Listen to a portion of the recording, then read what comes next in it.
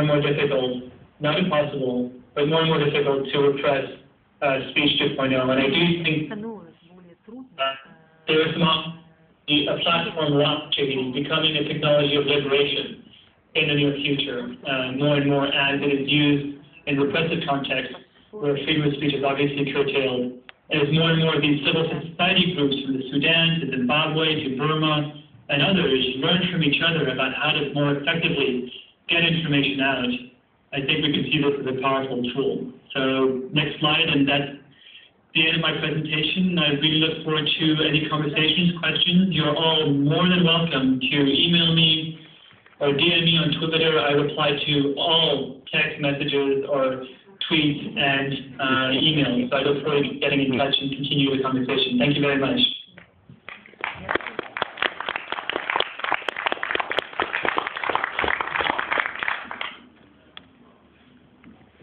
Now, should we see if there are questions? Yeah. And maybe I can, I don't know. Okay. All right, here we go. Actually, I probably don't need this one. You guys can all hear me, right? I have a really loud voice, no? Okay. So is there anyone else there who has a question for Patrick? Okay. I'll just speak out loud because I've got a really loud voice too. What's the possibility of tracking people sending things off this? We were talking yesterday about the security of sending information and sort of things. I mean, I'm assuming that people are sending things from mobile phones. There is a possibility that this could also be very useful for repressive regimes to find out, you know, who generally sends this sort of information, where they are, this sort of thing. Okay, Patrick, the question is about security for people who are reporting and how easy it is to track back to identify individuals who have reported to an Ushahidi instance in a repressive environment. That's a really great question. Thank you very much for asking that.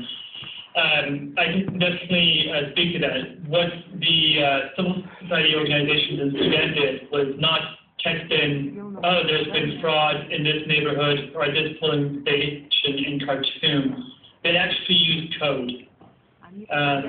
So, you know, one would be associated with or represent fraud, 2 would be voter intimidation, 3, 4, 5, and so on. But of course, with text messages, the text messages still go through the telcos, right? And I know they use Zane and so on, and it could very well be that in some context, repressive regimes and the telecom companies are one and the same thing. Now, that was also partly why they used the code. But a number of other groups are looking at using Ushahidi in other contexts and are also looking at different ways to report information. Now, some colleagues of ours, or a colleague of ours, Nathan Freitas, has been developing this Guardian project, which is basically,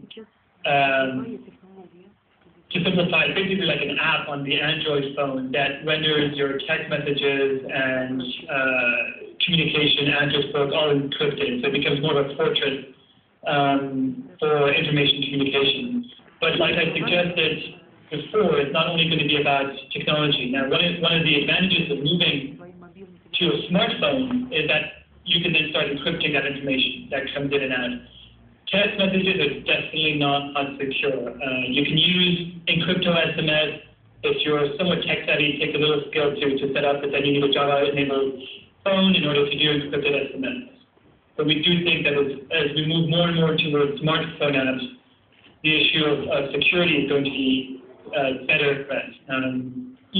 There's freedom principle that has been that's sort of come up a number of times when reporting information perhaps anonymously. WikiLeaks, we can learn a lot from that. You can use different SIM cards, different phones, and all kinds of stuff.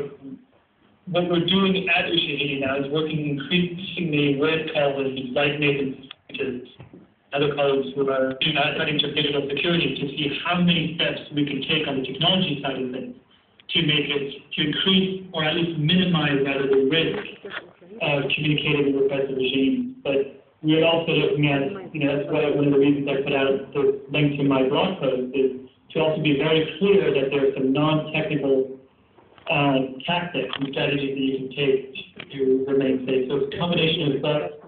And one of the groups that provided this kind of training within the context of Ushahidi is a group called Digital Democracy. They've worked in places like Burma, and so they know what it takes to use these kinds of platforms for secure communication. But it's an absolutely incredibly important question, and just to be clear, we rarely take the lead on deployments. It really is about local organizations themselves taking the lead. And generally speaking, as I found out, is working with some of these groups who operate in non-permissive environments, they tend to be pretty up to speed on the technologies to use, what not to use, and how to use them. But there's always an interesting exchange of lessons learned and best practices in any case. Does that answer your question? Are there more?